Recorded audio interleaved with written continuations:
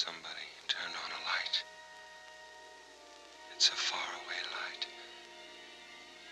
But I don't have to be alone in the dark anymore. My head hurts. Somebody's here with me. Easy. Lie still. Tell him it hurts. Why can't I talk? Doc, look at me. Look at me hard. See it in my eyes. I need somebody. It hurts me. Help me. He came to a little while ago. Seems to be in a lot of pain. He'd be letting you know it, too, if his jaw weren't bandaged so tightly. Let's control the pain. Quarter grain MS every 4 hours, more often if necessary. Yes, sir. What's happened to me? What am I doing here? When I don't even know where I am. You gonna be all right, Doc? Taylor, every chance in the world. It was a pretty tough job, though. He must have been right on top of that grenade when it blew. He was. How's he gonna be, Doc? In time, as good as ever. That's good enough. Nothing but clean sheets from here on in, Taylor. You're gonna be okay now. Taylor? Who's Taylor? So he's okay now, so what? What about me? What about me? I don't know my name. You. Talk to me. Act like I was alive, not just somebody with eyes and no name. Think of a name. Taylor. Think of another name. There must be other names. Taylor. No. Taylor. No. Taylor. Taylor. Taylor. Taylor.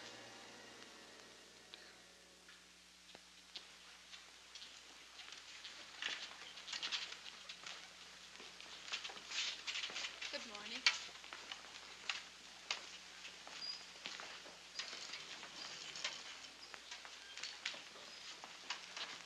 Good morning. It is one, too. One of Honolulu's finest summer mornings. Why not take a look at it? Come on, try.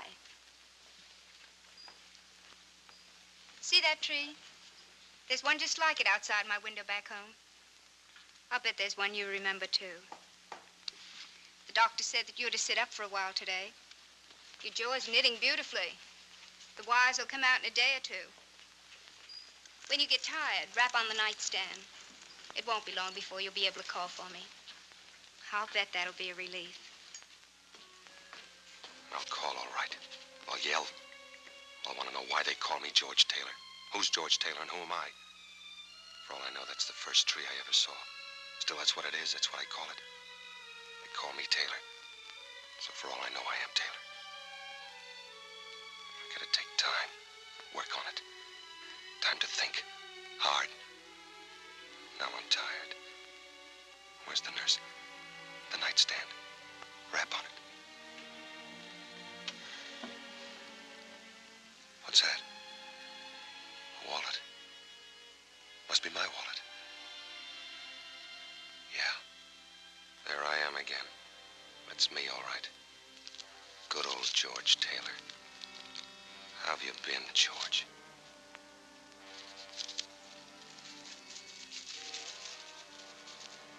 These are my last words to you. That's why I write them, so that I can always be sure that these were my last. That I despise you now, in the memory of you. That I'm ashamed for having loved you.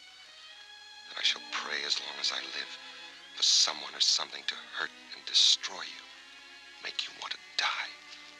As you have me. Who writes letters like this? Who do they write them to? Men they despise, whose memories they despise. The memory I haven't got. Won't be long and I'll have to talk. Think fast. Now they only know my name. If I tell them I don't remember, they'll backtrack. They'll dig up that memory and throw it in my face. I've forgotten that man. Somebody's praying for him to be hurt and want to die. I won't let them know I can't remember. I won't let them dig him up.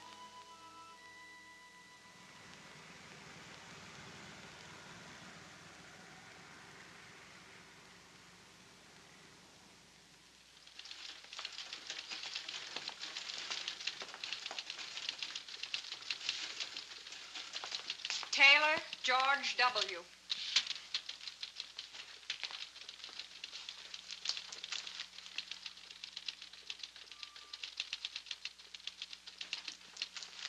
Hello, Taylor.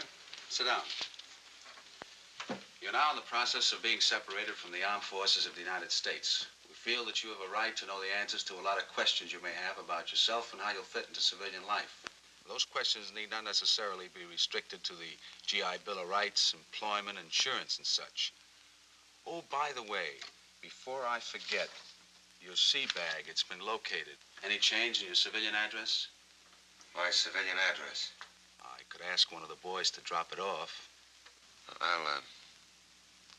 Maybe I'd better pick it up myself. Well, why wait around? It might be this afternoon. It might be a couple of days. I imagine you'll be wanting to get back to Los Angeles. We could have it delivered to the Martin Hotel. Will you be going back there? Martin Hotel in Los Angeles, yes. I'll be going back there.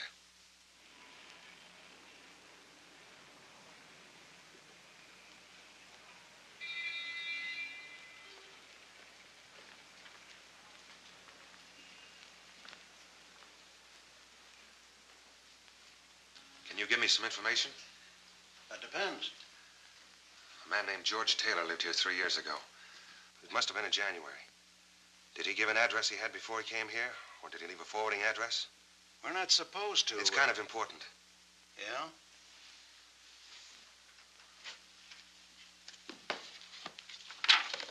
December 1942. January 1943. T. Taylor. Did you say George Taylor? Yes. Afraid you have the wrong hotel, son. There's no George Taylor in our books. Well, maybe it was November or February. This runs through from July to July, and there's no George Taylor. I'm sorry, son. What's the matter? Aren't you feeling all right? Yeah. I guess I just made a mistake. I thought, I see you got the Purple Heart, and I thought that maybe... No, it's okay. I don't suppose you've got a vacancy, have you? Well, we're all filled. Always one or two. Thank you. Our bellboys are all out of the Army, but they still ain't convinced they won't get jobs as bank presidents. It's 618 straight ahead as you get off the elevator. Thank you. And I'm sorry about not finding your friend.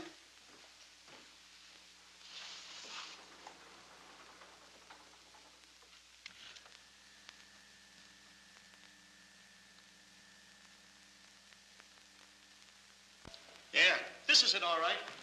That'll be 1360 storage charges. 3 years and 7 months it's been laying here. Another 5 months and it's been sold for the charges. That's the longest I ever heard of anybody checking a briefcase. Even a trunk. Unless it had a body in it. Hey.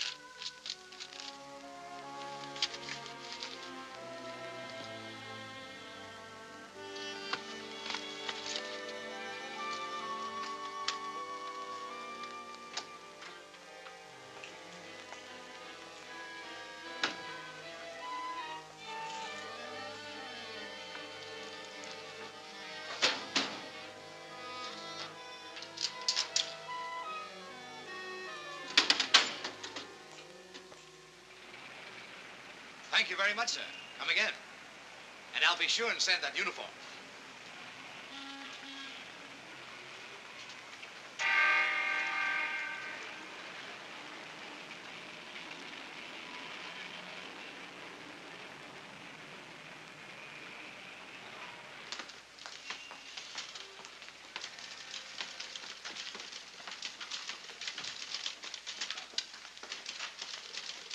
I'm George Taylor. I just got out of the Marines. I've got an account here. Here's my identification. I'd like some money. Of course. I'll check the account and have it for you in a moment. Larry Cravat. My friend who opened the account for me. Could you give me his present mailing address? Cravat? Larry Cravat, surely.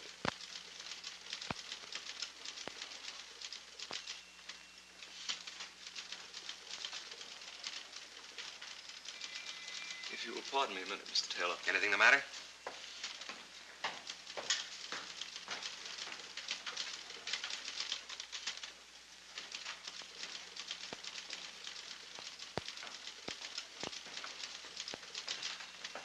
What's going on?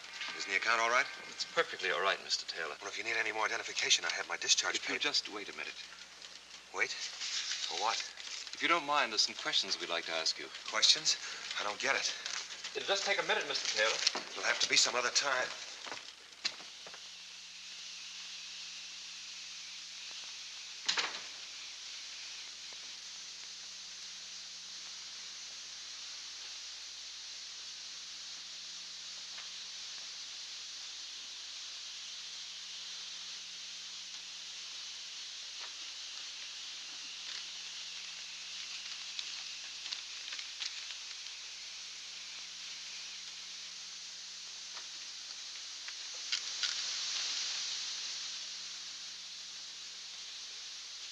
Maybe I can help you.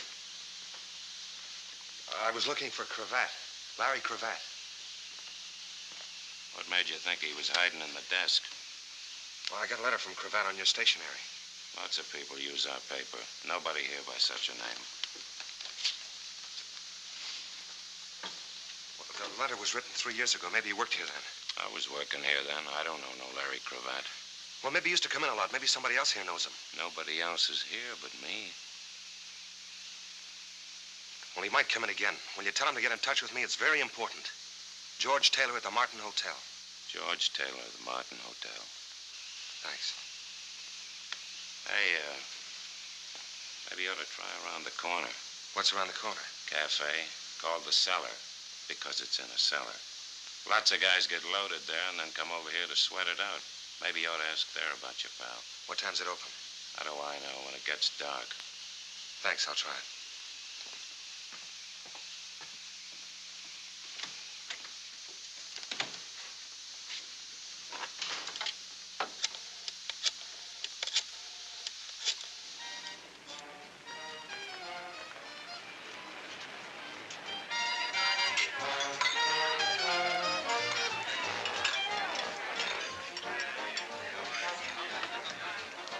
Larry Cravat come in yet, honey? Larry Cravat? I'm sorry, I wouldn't know. Thanks anyway. Good evening, sir. Mr. Cravat's table. Mr. Cravat to the Surrey. See. I'm very sorry Mr. Cravat had no reservation this evening. Well, you might have forgot. I'll wait for him at the bar. Thank you.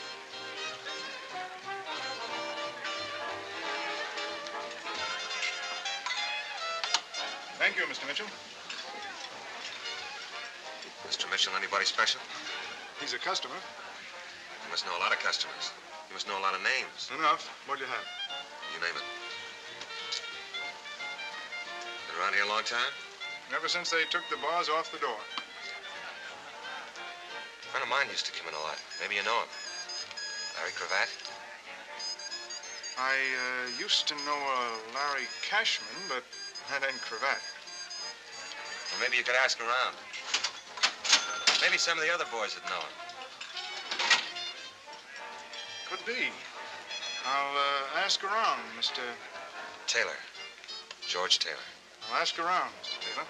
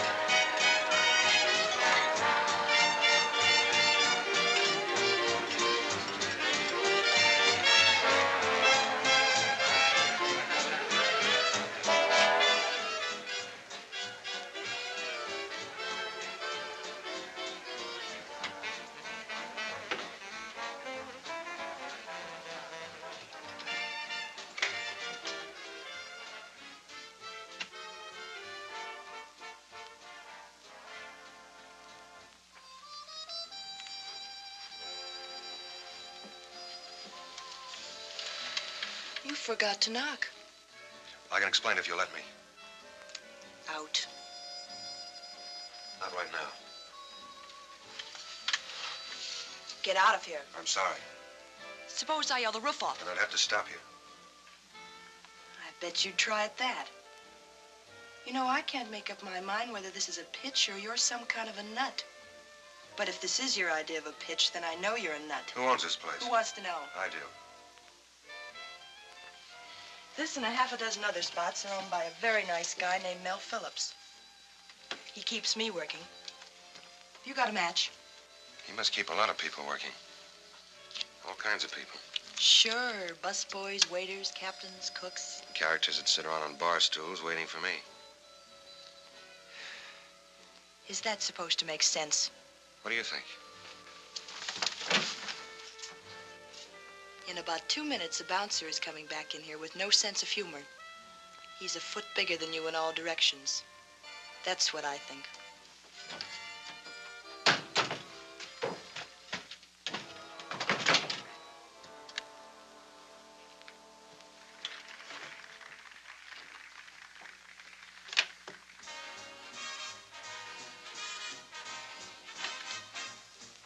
Christy, darling, by the time you get this, I'll be Mrs. Larry Cravat.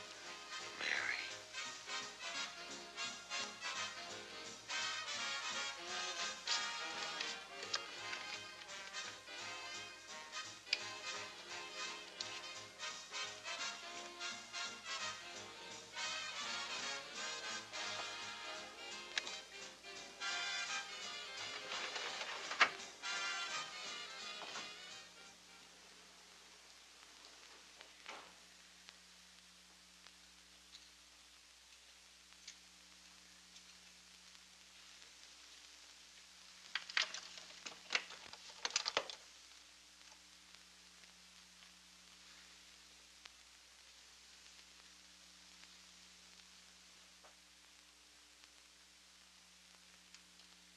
Thank you.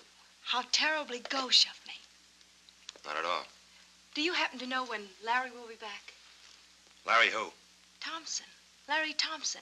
He's my uncle. He lives just down the hall. Sorry, I don't. I couldn't be more fâché. After all, a lady shouldn't have to wait at all for a gentleman, even her uncle. Much less in a public hallway with no place to sit down. To wait for Larry. There's a place to sit down in my room. How nice of you to suggest it.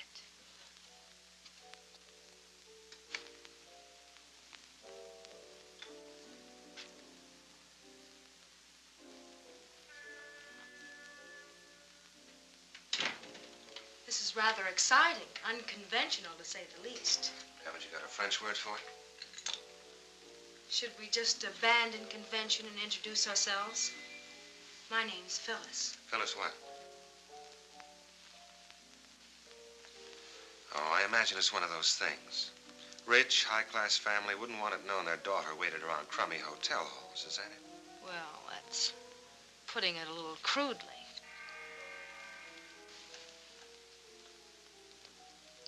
Not too rich and high class. Compact that cost $3 tops, a torn hem on your skirt, match folder that says you eat at a cheap cafeteria, and you weren't waiting for anybody but me. Unless you can see through a door. You should have thought of that when I closed it. So, what goes? You know, there's been a terrible shortage of men. Yeah, so we heard in the Pacific. This war must have been murder on you poor women. We used to cry our eyes out about it. So when I heard there was a man in 618... You thought he might know where Larry was? Yeah. Only there isn't any Larry. It's just a name that you made up to stop me talking. About what? Oh, just this and that, calca shows. Maybe I just thought you ought to know about me and that I ought to know about you.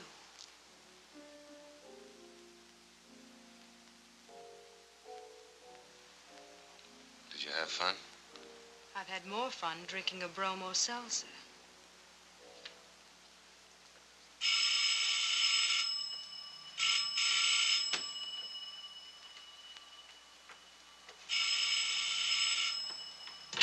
Hello?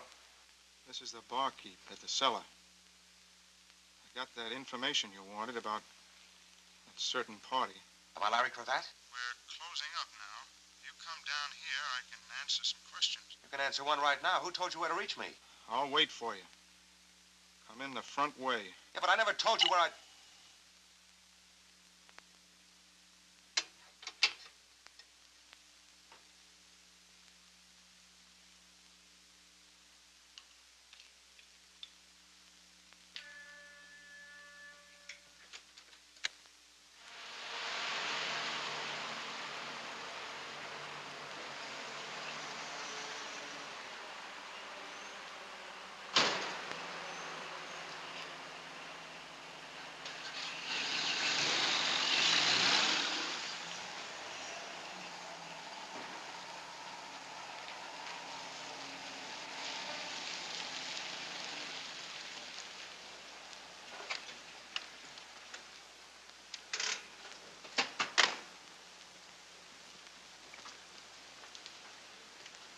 Taylor.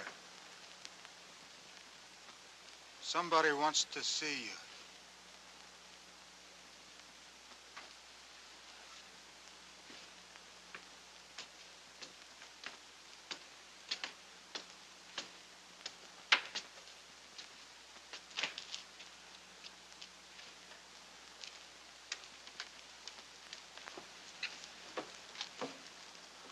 How do you do, Mr. Taylor? Nice of you to come. Please get in. Hubert, open the door for Mr. Taylor. I didn't come here to meet you.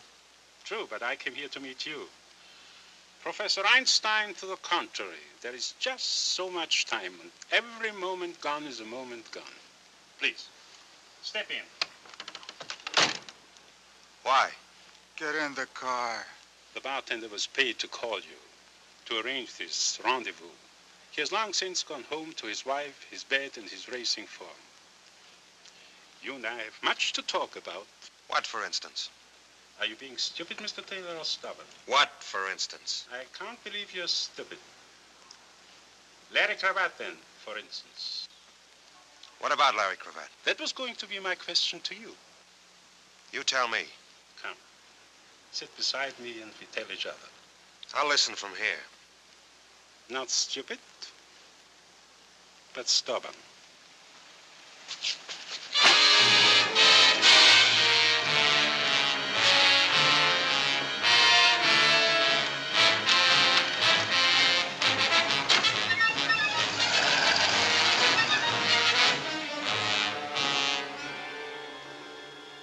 Mr. Taylor, are you ready to tell me the whereabouts of Larry Cravat?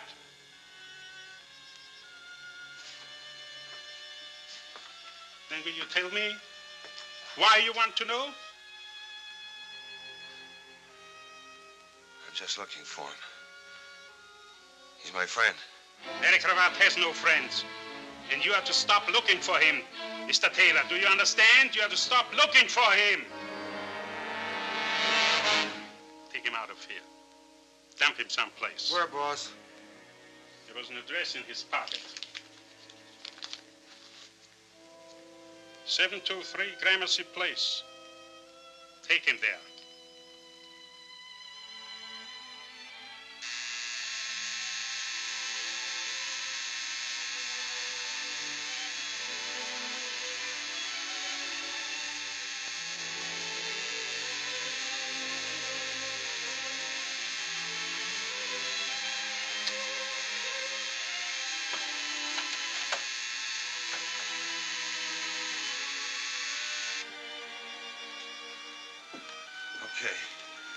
Okay, I quit.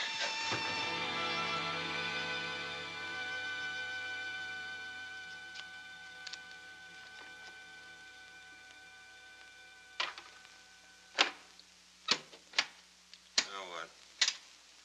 How does the inside of your mouth feel? Like it's full of raw hamburger. That's just what it looked like. What did they hit you with?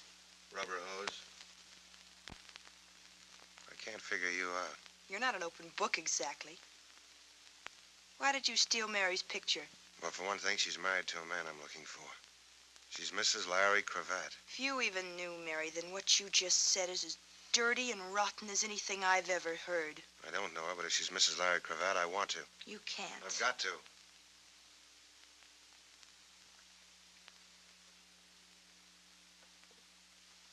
Mary was my closest friend. She was my partner. I went home one Christmas and she wrote to me. In one letter, she met Larry Cravat. In the next, she was in love with him. The third had that picture in it. I received one more letter from her after that. She waited 3 hours at the city hall, but he never showed up. When I came back, she was dead. An accident. She didn't look where she was going when she crossed the street. She couldn't see. She had her heart in her eyes.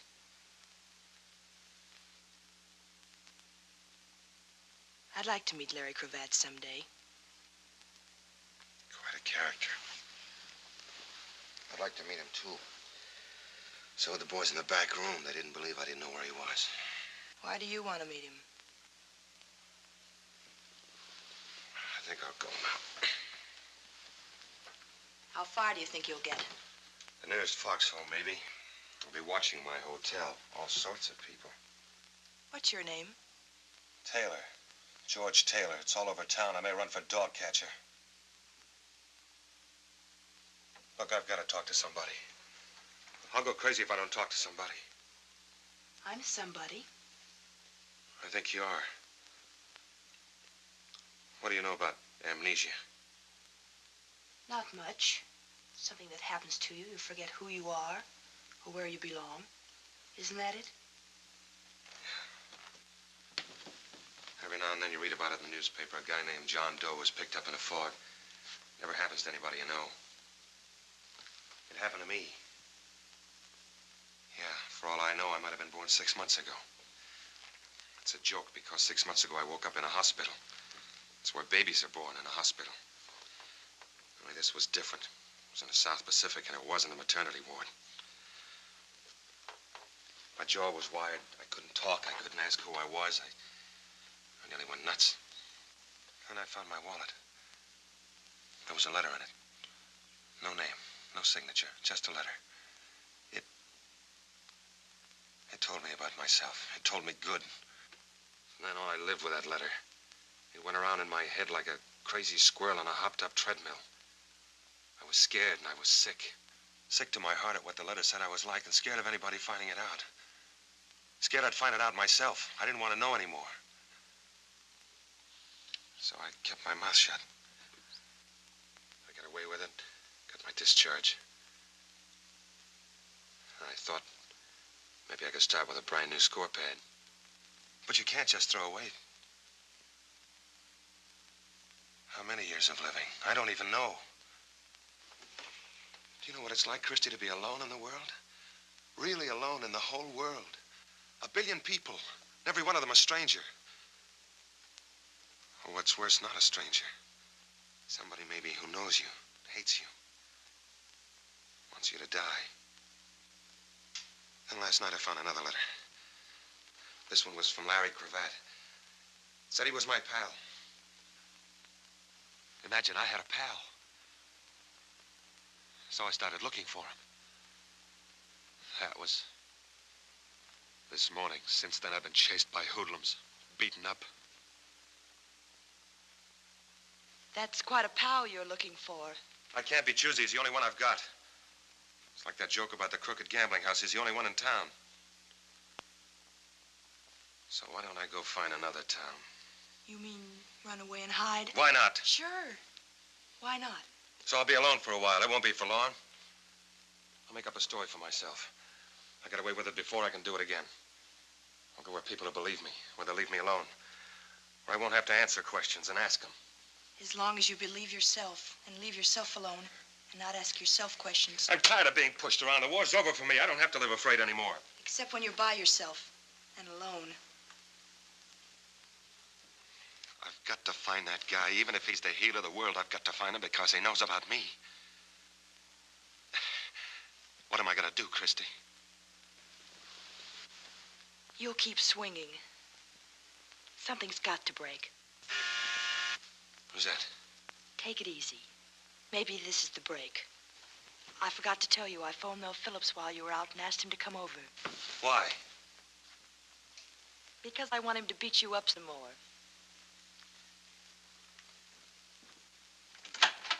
Hi, Mel. Hello, Chris. What's the trouble? It's in there.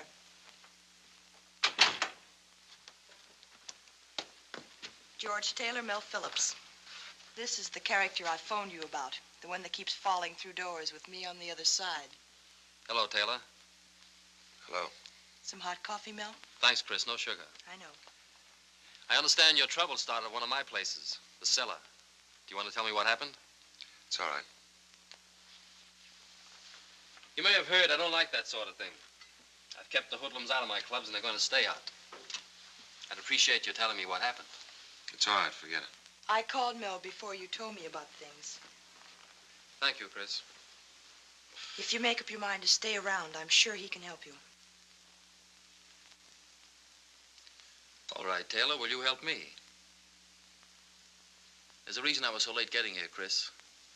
The police called just after you did. One of my bartenders was found in the vacant lot. They figure he was dumped out of a car. Which bartender? John. Was he the one I talked to? I asked him if he knew a man I was looking for. After that, he set me up with the two characters that chased me into Christie's room. And who was the man you were looking for? His name is Larry Cravat. It's beginning to bore me. Larry Cravat. It's funny, I think I know it, but I can't place it. What does he do? I don't know. Whatever he does, he seems to keep pretty busy. Why are you looking for him? I just want to find him. Private reasons? They're good enough. Well, anyway, there are two of us looking for him now. There are more than two of us, Mr. Phillips. The police, for instance? Maybe. Any reason why we can't go ask them? They might want to know who's asking and why. Which takes us back to the private reasons. Look, Taylor, if I go to the police, and I probably will, don't worry about my bringing you into it. I appreciate that. I could put you in touch with a friend of mine. He's a police lieutenant. His name is Kendall. He's an all right guy. He'd keep it off the record. Thanks, just the same. Do what you can, though, will you, Mel? You know I will, Chris. That's my boy. You'll have me believing that. Look out. So long, Taylor. So long, Mr. Phillips. Thanks. Not at all. Good luck. Good night, Chris.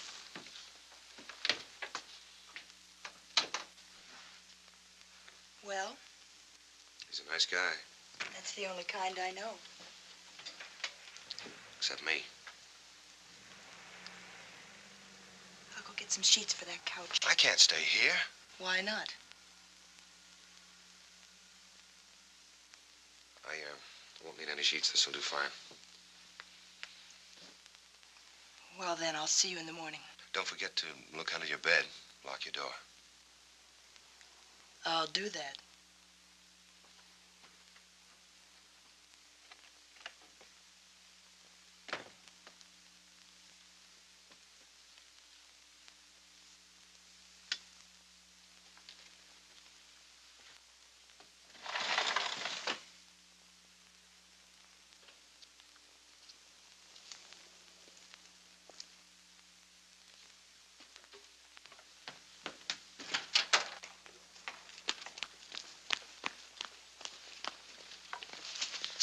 All right, suppose we take a good look at each other. Let go of me. Who told you to watch me? Who sent you here? Who? Sent me here? I've lived 3 blocks away for 17 years. Just because I stopped under a tree to light a cigar. What are you, crazy? Funny it had to be that tree. And it's pretty late to be taking a walk. What's so funny about that tree? Suppose I work nights, and when I come home, what business is it of yours anyway? Why don't we call a cop and let him ask the questions? Sure, let go of me or I'll call a cop.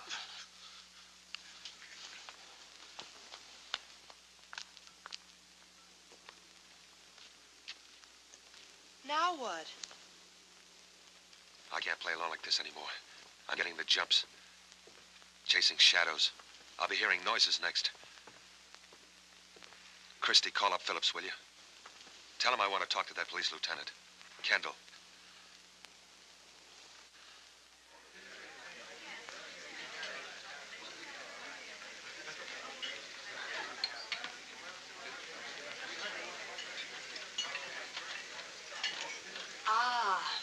In case you don't know it, George, this is why you fought the war. The 4 freedoms and fried shrimps for Christie. That was a battle cry at Iwo Jima. Thank you. Here he comes.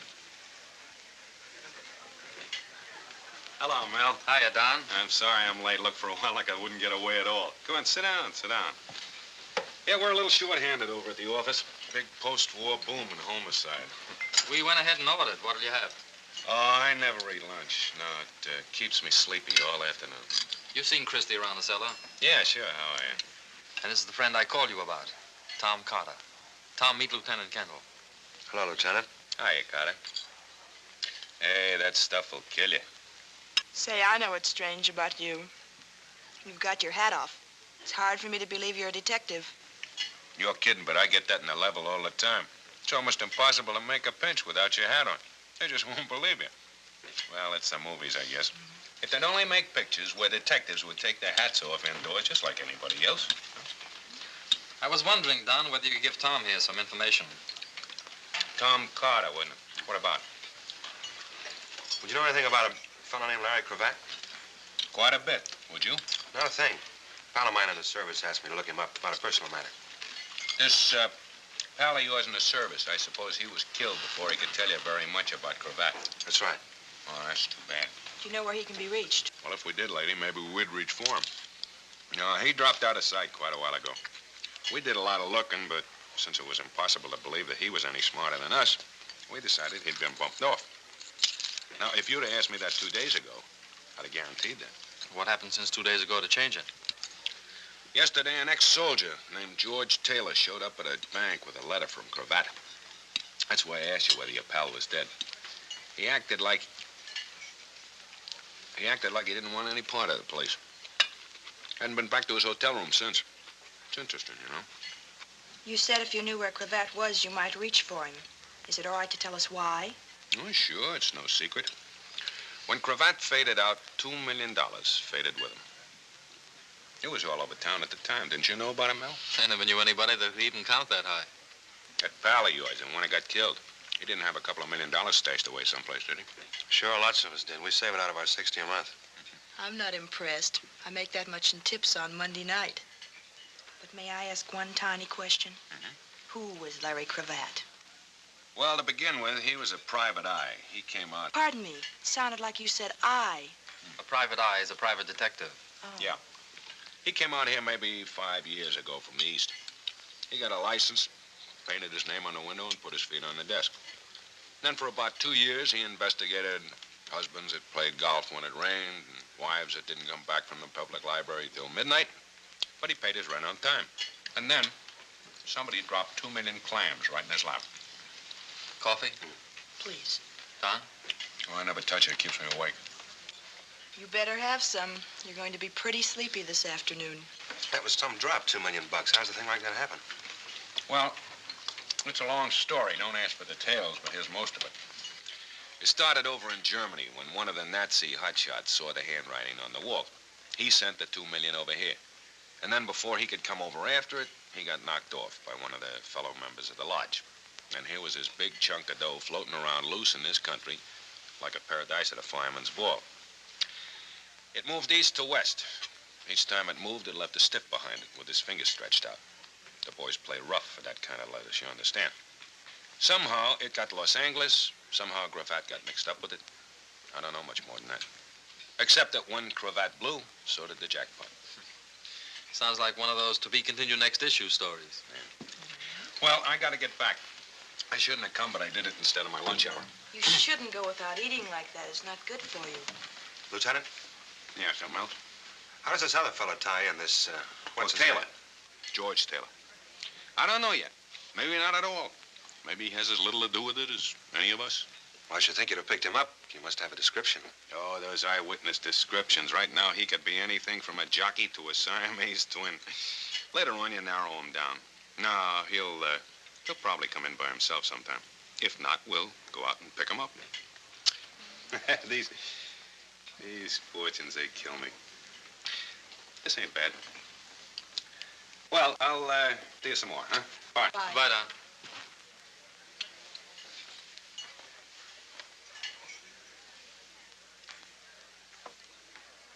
Not bad at all. Confucius say when something smell bad, keep nose clean. Boy, I certainly fooled him. I told you he was a smart cop. He was a hungry cop, I'll say that much. You know, anybody that dug up Cravat would be digging up a couple of million with him. It's a good reason for trying. That's even a good private reason. It's not mine, if that's what you mean. I've got no interest in the money. Well, I'm a businessman, and frankly, I'm interested right now. Maybe we can work something out. Where you wind up with Cravat, and I wind up with what I can get. Help yourself. And I wind up with a pair of nylons, I suppose? You name it, Chris, all or any part of what I've got. Speaking as kind of a partner now, I'd like to know a little more about what happened at my place last night. You might ask around about a character named Anselmo. Anselmo? Very polite man with a very wet face. He shut his eyes every time Hubert hit me, then he told him to hit me again. I've heard tell of Anselmo. They say it in whispers. I'm sure he's just a misunderstood boy. Well, of all the nerve, a ticket. And I had lunch with a cop. Seems somebody left a note for you.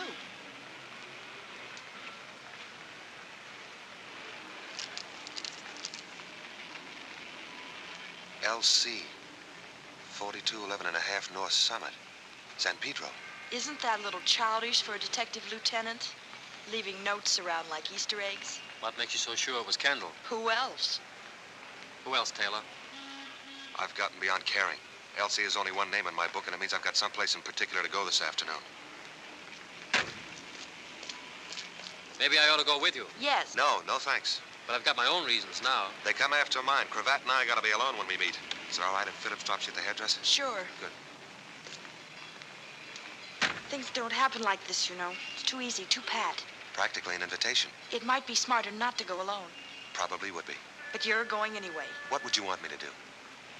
Will you call me? Will you promise to call me by 6 at the latest? I'll be at the cellar. Are you going to worry, Chris? This is my car you're driving with 4 new tires. They don't grow on trees, you know. Tough guy.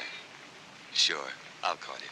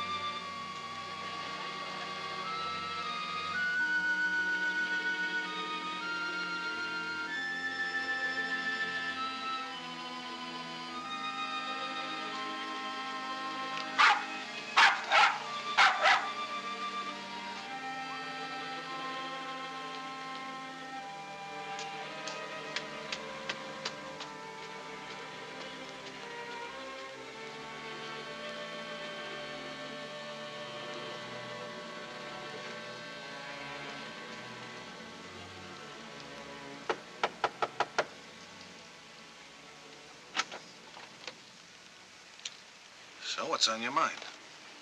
I got a message that Larry Cravat was at this address. Oh, you sure that's the name? You sure it ain't John Smith or Joe Blow or No Head Hennessy? I said Larry Cravat. Yeah, that's what you said. You remembered it. You got a head on your shoulders. Now take it out of here before I bust it. You're getting a little too excited, mister. Maybe you're Larry Cravat. How do you like this guy?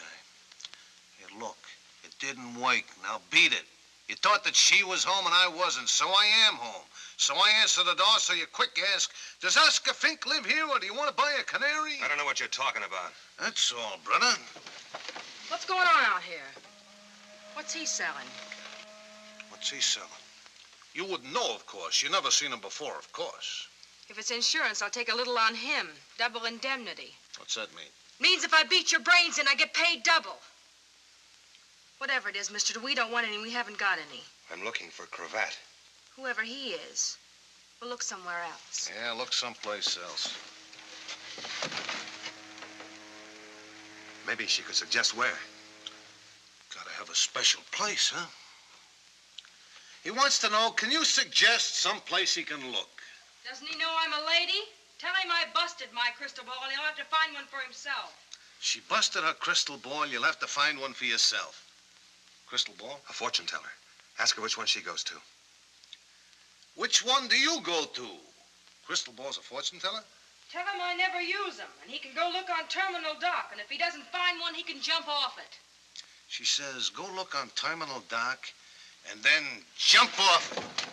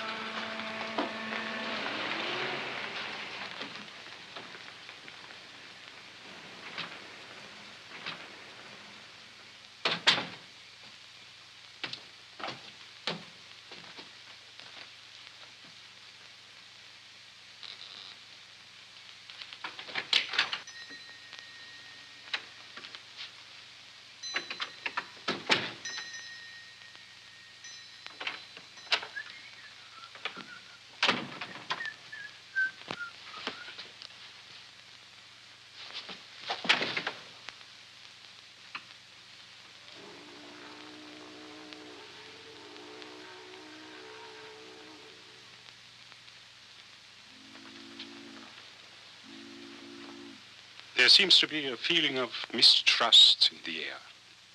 I wonder why. Have you come for revenge, Mr. Taylor? Do you perhaps have a revolver or some other lethal weapon with you? I turned all those in when I got this button, Anselmo. I'm as surprised as you are. If you are. I am, believe me. As for you, what would you do if I were to call Hubert? I'm not a hero, Anselmo. I'd run like a deer. Then you have my word. He will not molest you. A mere figure of speech, my word is worthless. What are you doing here? I was told to come. By whom? Phyllis. Phyllis? We were closely associated at one time. Professionally, of course. Dear, loyal, sentimental little Phyllis. Come sit here, Mr. Taylor. There is a vast difference in comfort between these chairs and those upon which our clients wait for a consultation. Besides, the lighting effect will set the proper mood of mystery and intrigue as we talk. What about the lighting effect in my eyes last night? What about the beating I took? I wish with all my heart that I could take it back. Another figure of speech. You haven't got a heart. True, but I've got a brain, and it was stupid of me. I apologize. Please, sit down. What do I get, my palm read or my horoscope? Let us use cards, Mr. Taylor. Let us place them face up on the table. In this case, an imitation crystal ball. I'll listen for a while. At the present time, young man, I am nothing more than a small-time chiseler. I say this frankly and bitterly because I do not wish to be a small-time chiseler. It's a humiliating position. Still, it's better than being an honest man, which I would find intolerable. I was once a great thief and a magnificent scoundrel. I had my reverses, who has not? And I will omit the story of my descent to my present squalid condition. It would only bore you and incriminate me. I waited and worked day and night for a chance to come back. 3 years ago, I had that chance in my hands. Name a fantastic sum of money, Mr. Taylor. $2 million. You've put one of your cards alongside mine. Thank you. As my hands closed on it, the money disappeared like that. And with it, a Mr. Larry cravat. So understand my position. For 3 years I have lived in this stink, waiting for some hope, some word. Then yesterday it came. From a Turkish bath, from a nightclub. I approached you, you were reluctant. You wouldn't say why you were looking for him. You didn't know why he wrote to you, Why the $5,000 deposit? Not even where he was. Mr. Taylor, I had to make you understand that there was nothing I would not do to find Larry Cravat. I got the idea. I understood it the second time I passed out. But I can't help you, Anselmo. I don't know any other answers than the ones I gave. That I do not believe. Is this where we sent for Hubert and his rubber shillelagh? Mr. Taylor, I do not even have to know where Cravat is. I want you just to communicate with him for me. I can't. I wouldn't know how. That I do not believe either. Since your arrival, there has been considerable activity connected with him. You cannot be unconcerned with it. You cannot be without some contact, some connection. And supposing I could reach Cravat, what would the message be? Phyllis, darling. You look like a couple of witches. What cooks? How thoughtful of you, little one, to send dear Mr. Taylor to me. Stop talking like Bela Lugosi. How did you know where to find me? I didn't know I was going to find you. I got a note that said Larry Cravat was at 4211 and a half Summit. I don't get it. From whom was the note? I don't know. And don't try to beat it out of me. I don't know. Why would anybody want to tie me in with Larry Cravat? Anybody. I can think of somebody who would have every reason in the world. Mr. Cravat himself. Did you know him? We just met. I was going to know him a lot better. Anselmo. The professional relationship which I mentioned earlier. We are still partners, Phyllis. Are we not? Don't start that now. Don't try to mix me up. Till you called me yesterday, Cravat was a name in an old phone book. You sent me after Taylor. All right, I went. After all, I'm smart, Anselmo. You think I'd bring him down to that dump if I were on my own? Do you think I'd send him to you? Sit down and listen. I was about to give Mr. Taylor a message for Larry Cravat. Then you do know. I said, listen!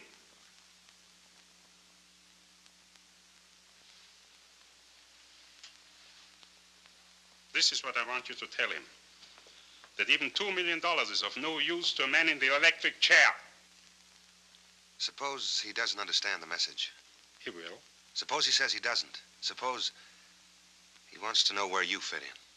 A reasonable question which I will answer. Mr. Cravat is wanted by the police for a murder which occurred on Terminal Dock. This very dock, 3 years ago. The murdered man was a gentleman from the East, Mr. Steele, I believe. The police have evidence that Mr. Cravat and another man were on the dock that night.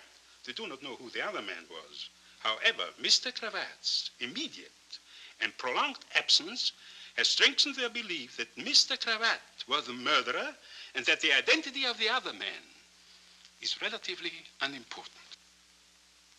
Let's say Cravat knows all that. He still doesn't know where you fit in.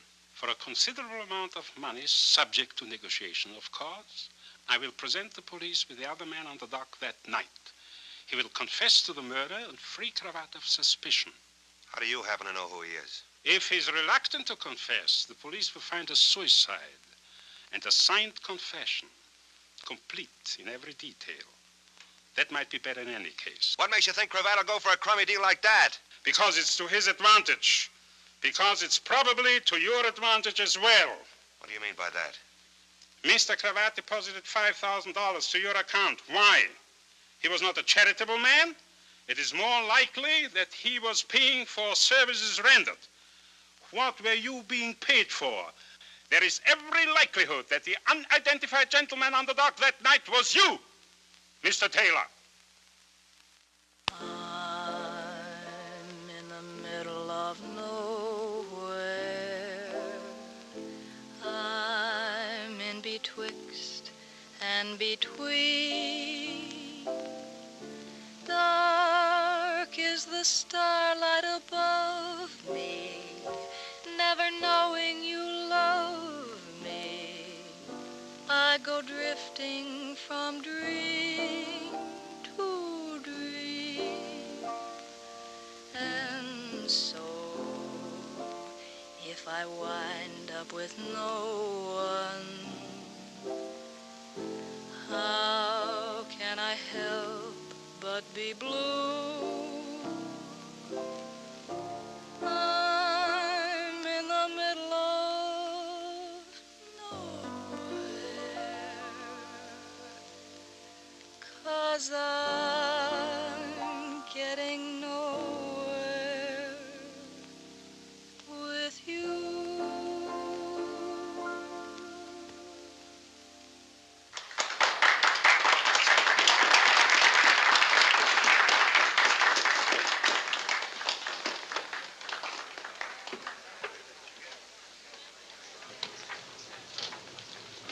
Sit down and play for the boss. Do you want to be sent, brought, or do you have something particular in mind? How about, where is my wandering boy tonight? Where indeed? Christy, who is George Taylor? Just a boy. A wandering boy. Kendall was in to see me about him this afternoon. So? He asked a lot of questions I couldn't answer. Kendall doesn't work out of the Missing Persons Bureau, you know. He's homicide. He steals fried shrimps. He wants to help, and so do I. You asked me to, remember? What kind of trouble is Taylor in? It won't make any difference to me. Maybe it will. Because maybe it's murder. He called me. It's a murder that happened 3 years ago. Cravat was mixed up in it, and George thinks maybe he was too. Thinks, maybe? He's not sure. He's got no way of knowing. I don't understand that. Well, don't try, but believe me, he hasn't. I'll believe you. Where is he now? He phoned me a few minutes ago. He's been down at the harbor trying to find out all he could about it. There was a witness to the murder. A man who used to work on Terminal Dock. A man named Conroy. Conroy. Nobody's quite sure what happened to him. George found out where Conroy lived. He's gone to his house. Why? To get some answers to some questions. Makes sense to me. Not to me. Taylor doesn't make much sense to me. Taking a beating to find somebody he doesn't know, running down a 3-year-old murder. Christy, who is he? What's his angle? Where do you stand? Like always, my 2 feet firmly planted in the air. Take my advice and stay away from him. Don't get involved. In any way.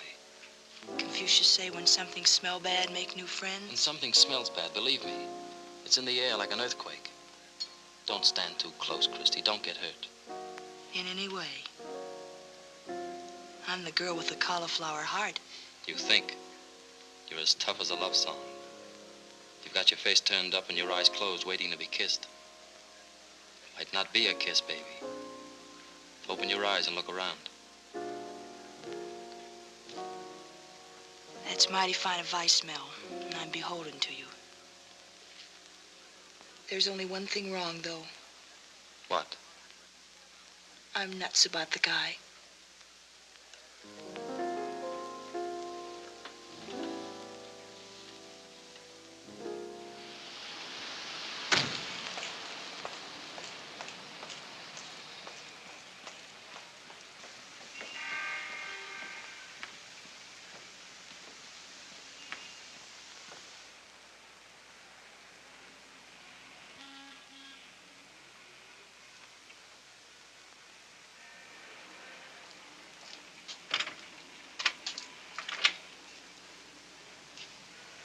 Good evening. I wonder if I could talk to Mr. Conroy. Come in.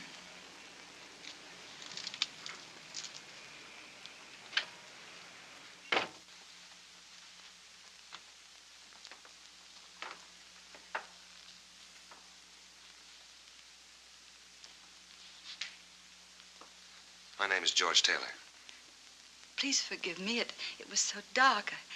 I wasn't expecting... For a moment, I didn't know you, George. You've met me before? I said I was sorry. Oh, sure. That's all right. Well, won't you sit down? Could I get you something? No, thanks, really. What about Mr. Conroy? You're being very formal, I must say. Father's better, thank you. Better? At least the doctors keep telling me so. I haven't asked for some time. I went for so long, and they kept saying the same thing. There are signs of improvement. But it's been so long. How long? Ever since his accident. 3 years. His accident? 3 years ago. I keep forgetting. You haven't been here. It was on his way to work. So strange. Nobody saw it. They found him lying there, and he'd been hit by an automobile. He didn't know. He couldn't remember. They've been trying to help him. He's been there ever since. Been where? Lambeth Sanatorium. Oh, it's very nice. They're very kind. I've often wished that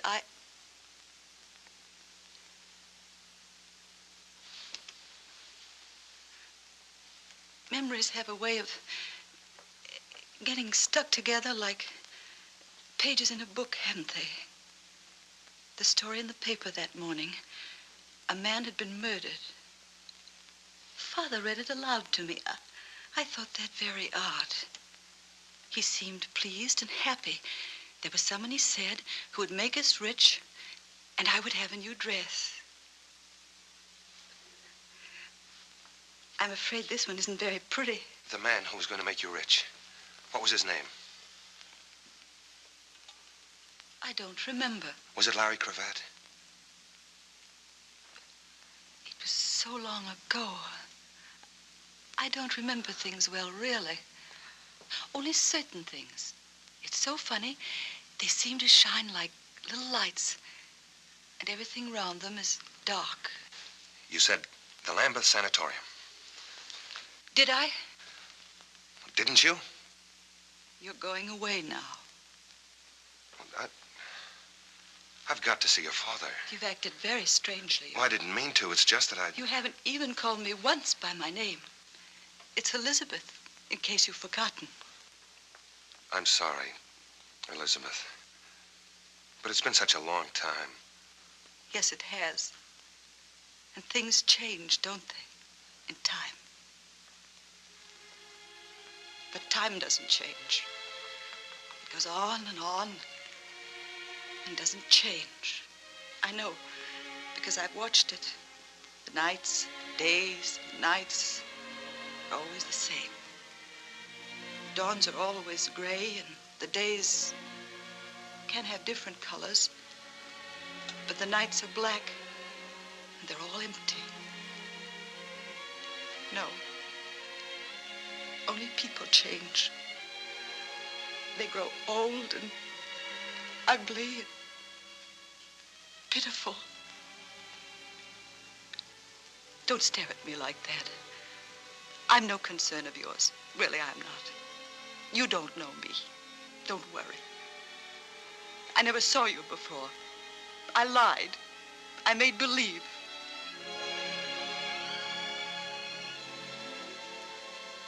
Please, don't be angry with me. You see, I'd made believe so much for so long that I wasn't alone, that I had friends, that I wasn't afraid, that I wasn't dead, that I was alive. I wanted so to make believe that somebody loved me more.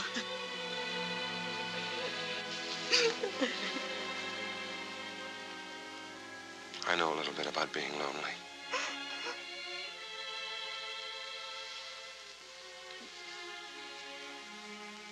I'll come back to see you soon again, Elizabeth.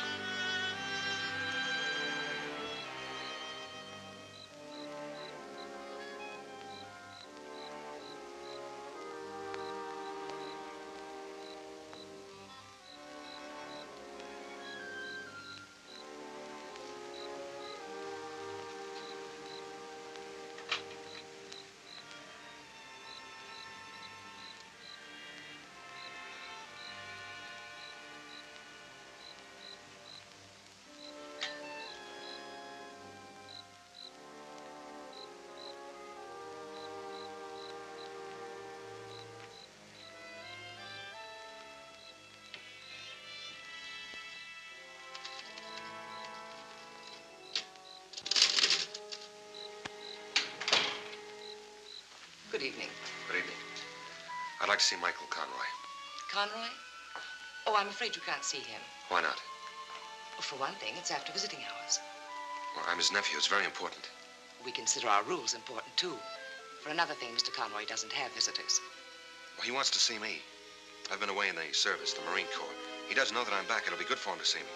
I'm sorry, but I'm not authorized to make exceptions. Then who is? Perhaps if you'd apply in writing. Well, I want to see him now. Who do I have to convince? I'll speak to Dr. Grant.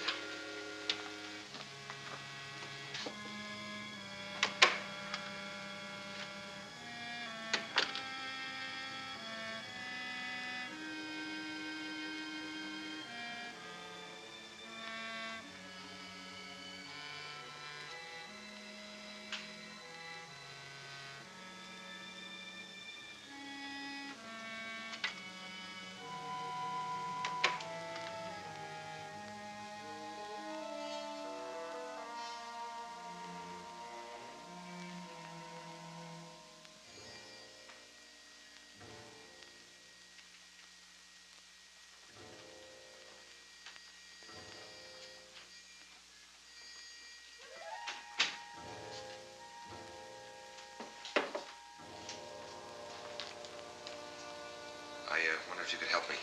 I'm looking for Michael Conroy's room. Michael Conroy. Dr. Grant's given me permission to visit him. Nobody ever visits him.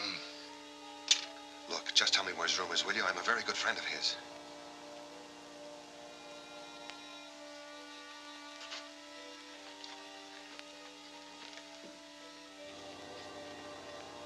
You're a friend of Michael Conroy? I'm more than that. It's 214. 214.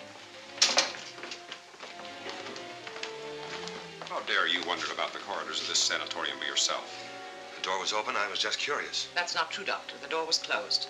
Tom, see that this man leaves here at once. What about Conroy? Why can't I see him? Because his condition does not warrant. Why not? What is his condition? I'm his nephew and I have a right to know. You are not his nephew. And if you know Michael Conroy at all, you must also know that for the past 3 years he has been insane.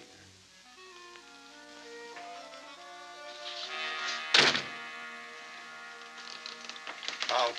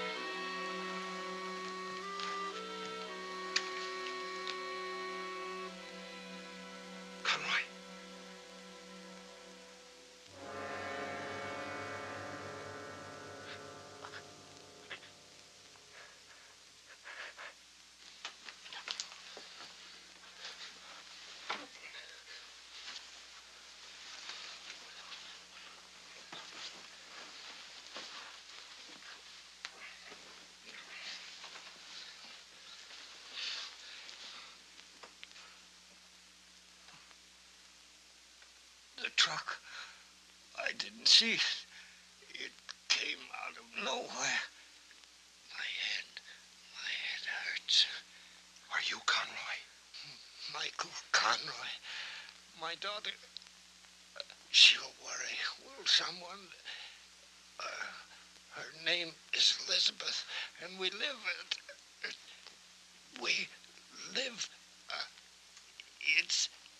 it's on my draft registration card.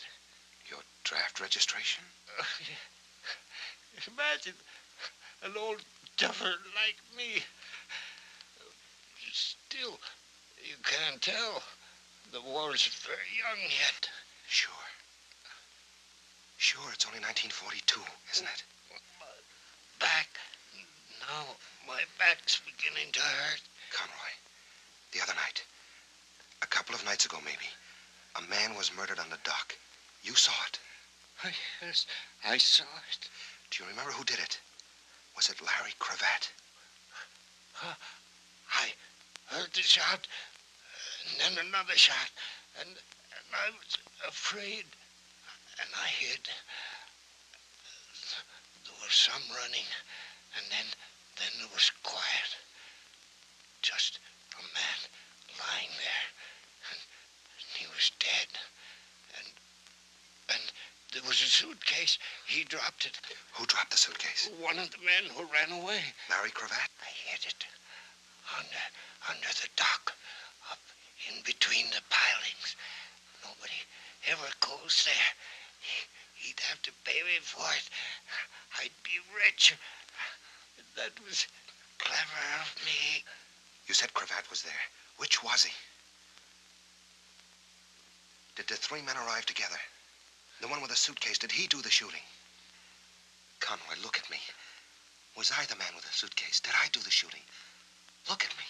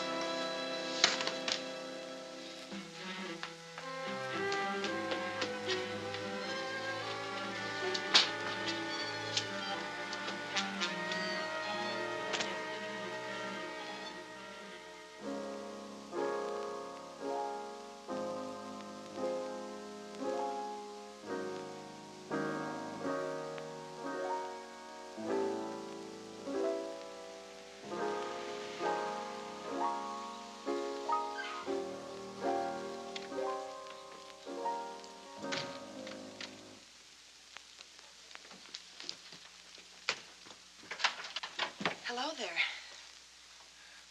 Can I talk to you for a minute? Well, it is a little late, but come in.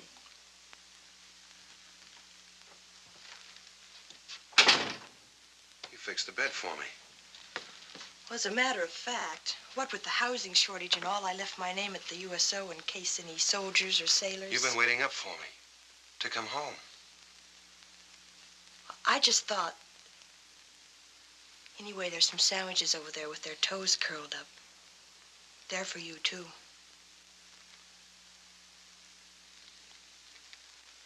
I guess I missed my dinner. Well, what are you waiting for? Nothing, I guess. I can't wait anymore. I don't understand that. It's no good, Chris. I've got to get out of here. Now, this minute? Now, this minute. I found Conroy. He'd been stabbed. He died in my arms. I had to fight my way out. Why? Why didn't you stay and tell the truth? With a dead man in my arms? Well, it was the truth, wasn't it? Why run away? Because that's all I can think of to do, because I live running away. But was Conroy able to talk? Did he say anything before? Yeah, everything I wanted to hear, all about a suitcase he hid under Terminal Dock. But what about Larry Cravat? Could have been a couple of other fellas. And it could have been you, Anselmo said. Why don't you say it, too? It's what you're thinking. Why don't you say it, too? I don't know what I'm thinking. I've got my eyes closed. I'm trying to open them and look around. You were running away the night you ran into my life. A man was killed because you asked him some questions. You were beaten up. You wanted to run away again. All you knew about yourself was in a mysterious letter you found. Then you lost your head and went after an innocent man in the street. Innocent? That's the one who killed Conroy.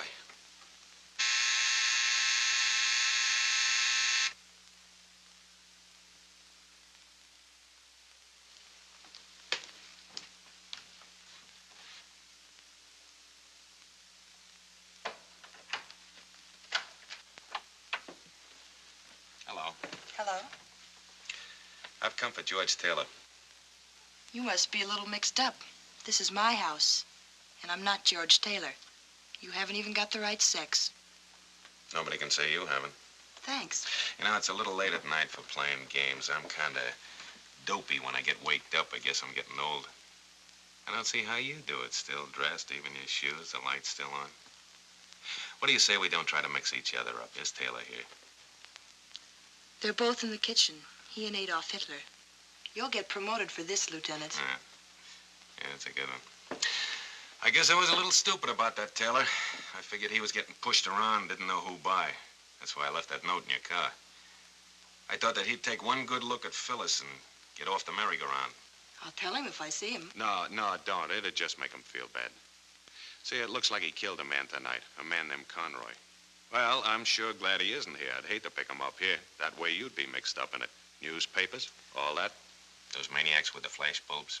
Well, if you do see him, tell him I'll be down at the station for a couple of hours yet. If I see him. Yeah. Good night. Good night. Oh, one more thing. You know, you ought to keep your car in the garage. It isn't good to leave it out all night like that, with the motor so hot.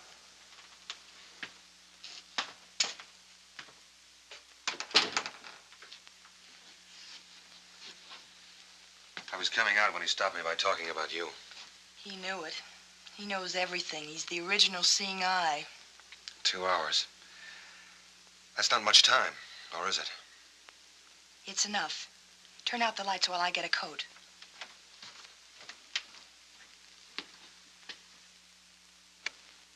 Where are we going? On a treasure hunt. After a suitcase under Terminal Dock. You're not. You're staying out of this. Remember what Confucius said. Now you listen to me. If it turns out that in your whole life you ever killed anything bigger than a horsefly, then I'm crazy and I want to be locked up. Tell that to Confucius. Chris.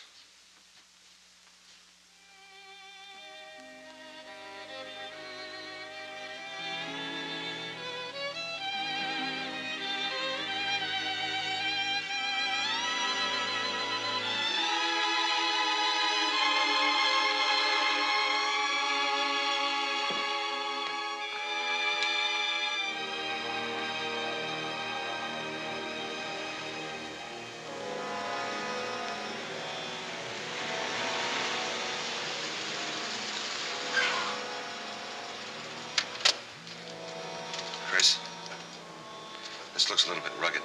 Maybe you better take the car and go home. Come on.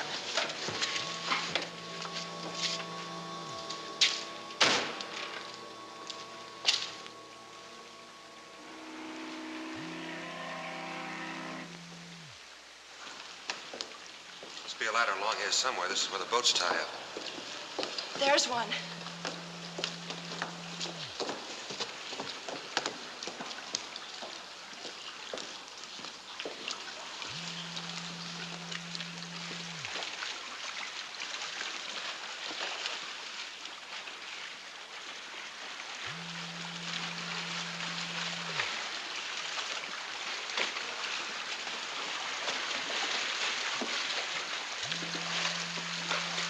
If I were hiding a suitcase under here, I'd put it as high as I could and as far in as possible. What do you think?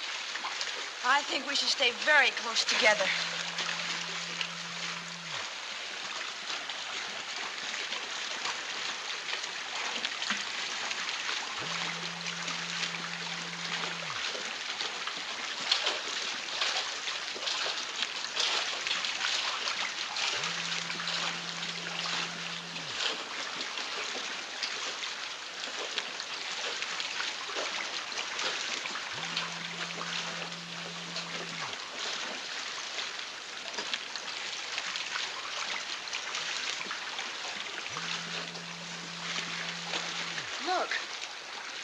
think I see something. I'll go see.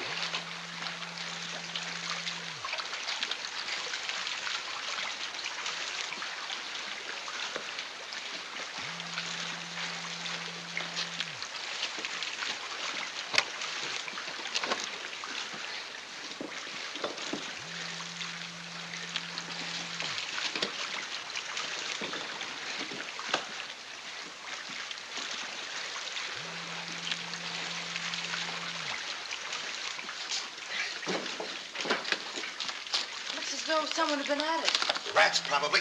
There's some things I'd rather not know if you don't mind.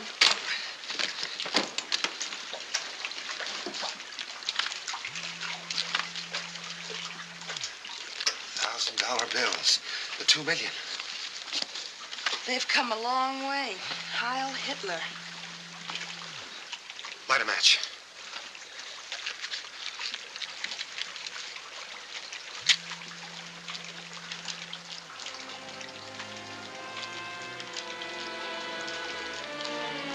Light another one, quick. W. George Taylor. George Taylor. George Taylor. Meet Larry Cravat. Larry Cravat. George Taylor. I won't bother trying it on. I don't need a memory to figure this one out. A murder, a couple of quick changes, clothes and name, and then the hideout. With a brand new war on, what better place than the service? This doesn't prove anything, you know. Then maybe you ought to read this letter now. The one I found in the hospital, the one that told me... Here, read it.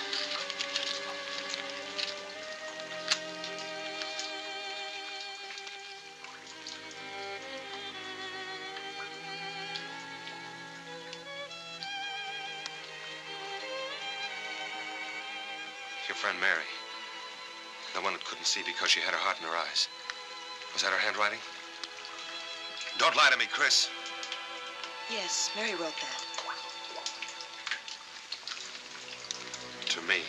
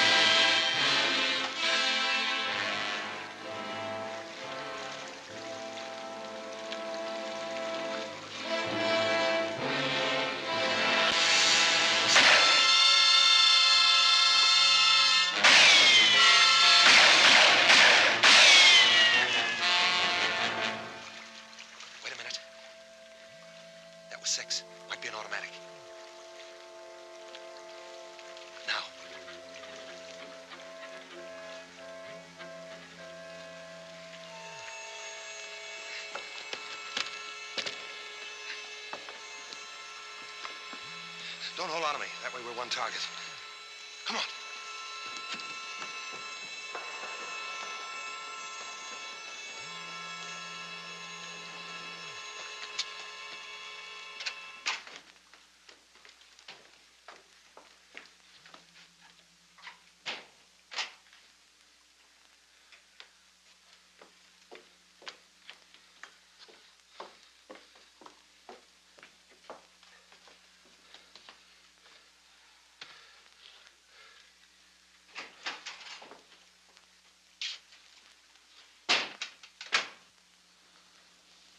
Something else I've got to get used to. Jumping out of my skin every time a door opens. Try to remember. Try to remember, George. Larry. I've got a tailor named George. I can remember that much.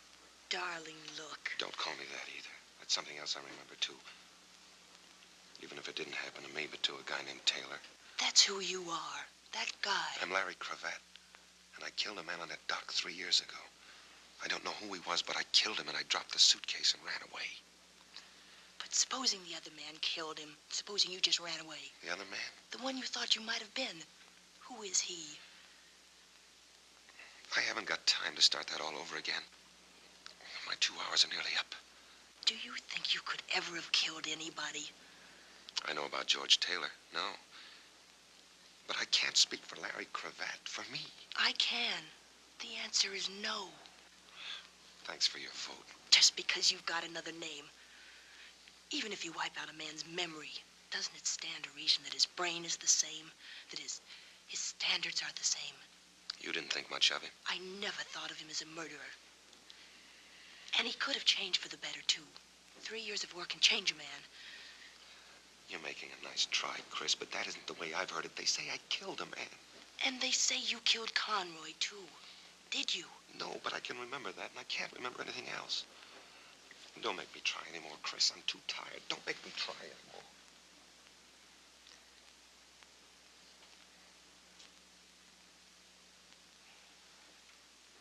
I'll get you a cup of coffee.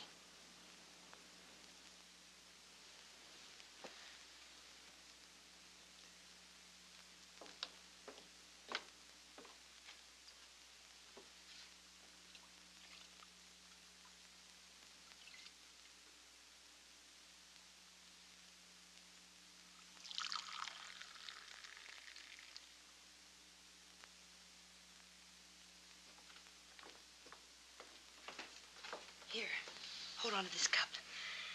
Let's see if we can't make some sense for once. Now, George, everything that happened to you happened because they thought you could lead them to Larry Cravat. Why? Because they figured Cravat had the money. Right. And when Anselmo told you Cravat was a murderer, he said that because he wanted to make a deal. For some of the money, he'd clear Cravat. Yeah. And he didn't even insist on seeing Cravat. So if I'm the only contact between them and $2 million, they certainly want to keep me alive. Yet twice tonight somebody tried to kill me. Why? Because you were getting close to something more important than $2 million. You were getting close to whoever murdered that man on the dock 3 years ago. Shh. Chris, honey. Honey, listen. Conroy was crazy for 3 years. They staked out a man to watch him, to wait for him to be well enough to talk. Then I got to him. They tried to kill me before I could. When that missed, they had to kill Conroy. They couldn't take the chance. They sacrificed the money to shut his mouth for good. The way it turned out, they brought the poor guy to his senses long enough. What are we going to do about it? We're going to go trade in Larry Cravat on a murderer. Come on.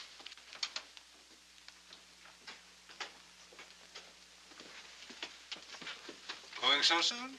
We just came in to be saved. There's more to it than that, young lady. I wonder if you could do me a favor, sir. Gladly, my boy. This suitcase, could you call a messenger and have him delivered to police headquarters? Police headquarters? It's important. You see, it's the personal property of Detective Lieutenant Donald Kendall. He's the one with his hat off.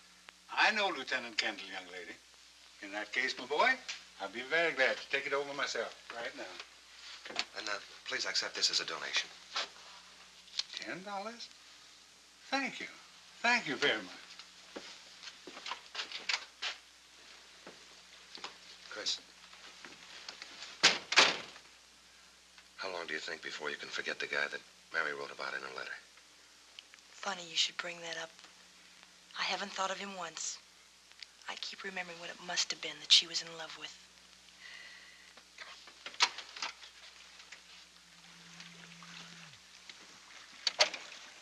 Where are we going?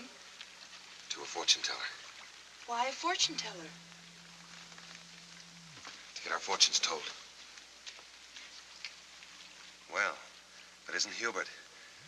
Can we drop you anywhere, Hubert? We're gonna walk. Walk? Which way? Straight ahead.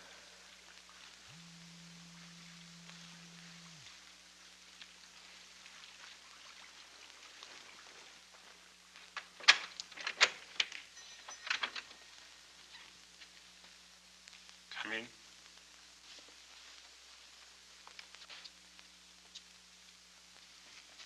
Oh, it looks a lot more cheerful in here. What's happened to the Fu Manchu lighting effects? I think the time has come to throw all the light we can on the matters concerning us.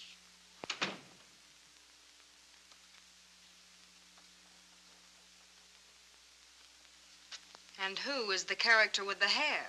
This is a Miss Smith. I get it. If it's around, I'm sure you will. Oh, we're having repartee, are we? We are not. Now that we are all here... But we are not. Aren't you confused, Mr. Taylor? Not anymore. Sit down, Chris. The reason for this informal gathering was the news on the radio tonight that you are wanted for murder. That's not news. You might say the police have a priority on you. It is therefore necessary that we conclude our business at once. Mr. Taylor, where is Larry Cravat? Shouldn't that be Mr. Cravat? Where is George Taylor? What do you mean? You wanted to see Cravat, all right? You're looking at him. You're crazy. Remember, I had my face pushed around at Okinawa. The docs patched me up. Well, Phyllis? I don't know. It could be. I don't know for sure. After all, I only met him once. I'm Larry Cravat. You can take my word for it. I do. Then he knows where it is. Don't let him waste no more time, boss. He'll talk. Well, what do you know? Hubert said 3 whole sentences. Hubert! Open up. I know they're here and I want in. Open up.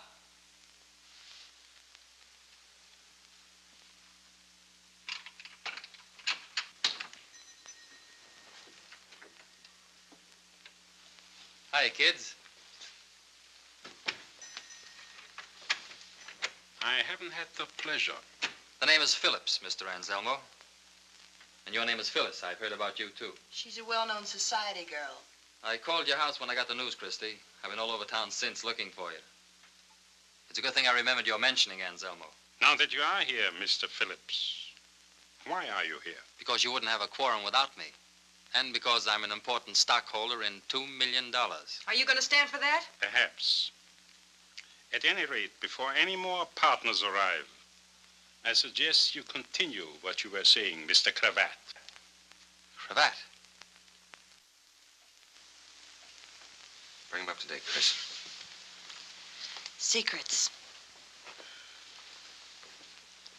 I'll take the proposition you offered me, Anselmo, with one slight change. And that is? I don't want a fall guy. One of you, or one of your hired help, killed Steele on that dock 3 years ago. I want the one that did it. Do you maintain that you yourself were not the one? I know it. Well, in that case, I cannot tell you how sorry I am, Phyllis. Sorry, for what? I did my best during all this time. I saw to it that the finger of suspicion never touched you. What are you driving at? Everyone knows that you were with Cravat the night before the murder. But where were you on the night of the murder? With you. I was with you. With me? Phyllis, you shouldn't. You're among friends. Hubert was with me all that night. Was she here too, Hubert? No, boss. What is this, some kind of a gag? You're smart. You can tell a cheap frame. This is a laugh. Then laugh this off. That you were seen on the dock the next morning. That you were nervous and upset. That you threw something into the harbor, something that glinted in the sun. People will swear it was a gun, Phyllis. Well, here's one you could swear to. You and that big tub of lard. Baby don't get framed by your kind. Your kind come a dime a dozen. That accent don't score with me, and I'm not paying your bills. Look it up in one of your books, Anselmo. There's a dead bartender the cops want to know about. Hold it. Get over there. You too. I want the money too, but not that bad. My car's right in front of the door. Get in it.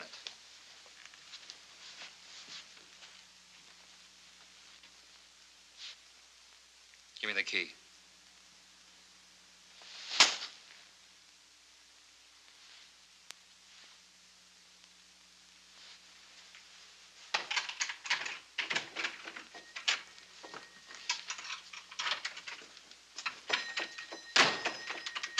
No, gentlemen, no.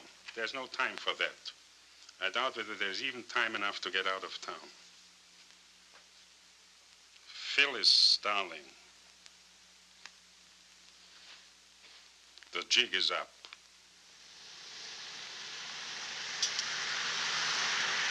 My car. We forgot it. We'll get it later. We're practically at the cellar now. I'll open it up and we'll have a drink. I could use one. No, I wouldn't say no. Be careful. Don't trip over any of the customers they forgot to clean out. It's a long time since I've worked behind the bar. You got to promise not to tell the union. I'm 12 years behind on my dues. Sit down.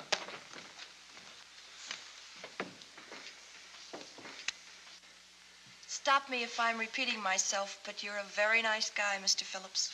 Forget it. I guess I owe you quite a bit. You owe me nothing. Whatever I did for Christie. You've acted like an idiot from the beginning. And the prize was walking into that setup back there. He couldn't help it. I didn't want to. You see, I figured that all of them except one wanted nothing but the money. And that one wanted me dead even more. Because if and when I get my memory back, I'll know that he killed Steele that night. But I figured he'd make some move. Some attempt to get me alone, even to get me out of there. He had to get you alone, didn't he? Away from the others so he wouldn't show his hand. So they wouldn't know that he... I'm sorry you're in this, Christie. She's not in it. Did you know all along that George was Larry Cravat? Not until tonight. I never met Cravat. Steele had come up from Arizona to bring me the $2 million. I'm in a good spot to slip big bills like that into circulation. Steele didn't know me. We were to meet on the dock. Cravat heard about it somehow. He met Steele, convinced him he was me, and got the money. Steele was alone when I got there. I thought he double-crossed me, and I killed him. Then I saw Cravat. I shot once and missed. I never saw him again. Conroy saw it. And you tried to have him killed with a truck. Same thing you tried with me tonight. It wasn't very effective. It missed you completely. And he wound up with his mind affected.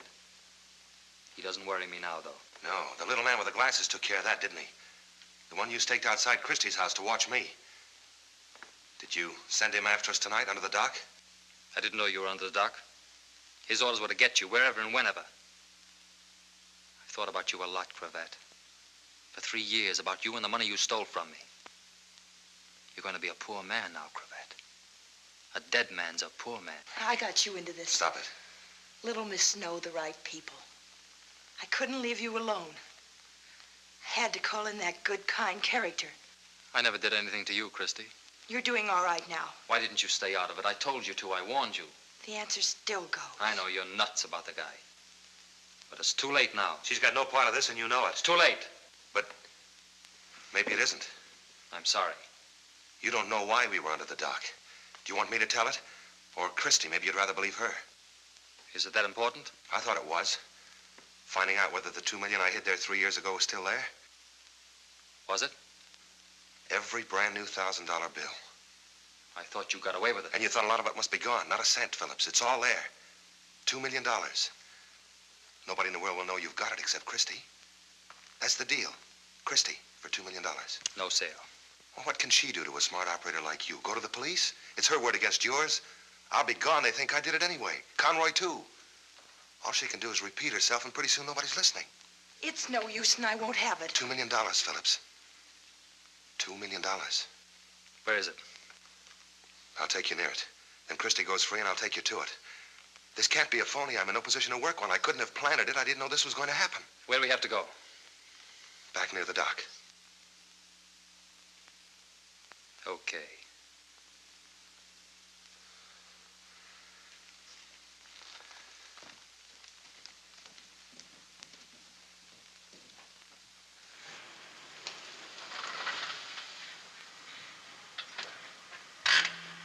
Where do we go? A couple of doors down. Leave the motor running.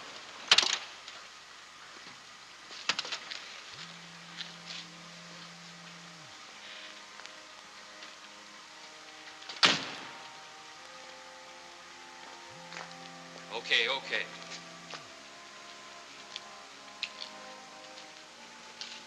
Back in the car. But the money's inside. Do as you're told. What about Christie? She goes too. You won't get the money. Yes, I will. I know where it is now. I'll come back for it later. Get in the car, both of you.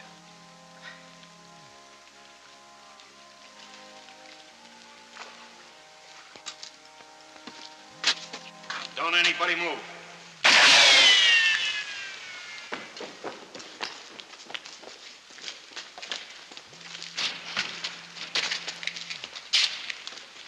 it look like, Mac? He's still with us. Hey, keep these people back in there. Come on, get back, folks. Better get an ambulance. Right.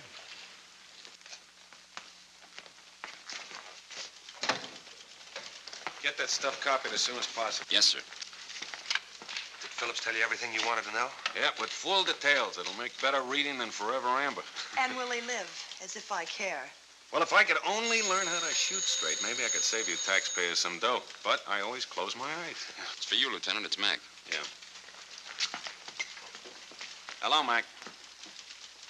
Oh, the little man with the glasses.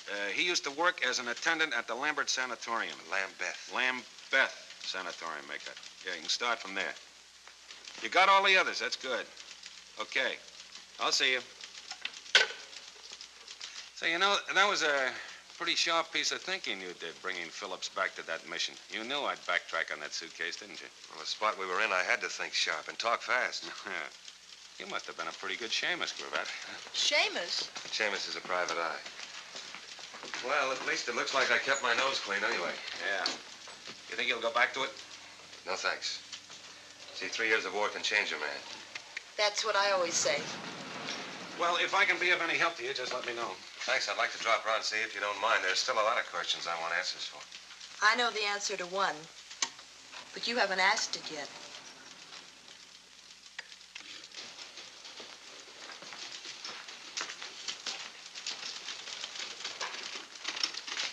You know, Mankiewicz, have you ever wondered why a detective keeps his hat on all the time?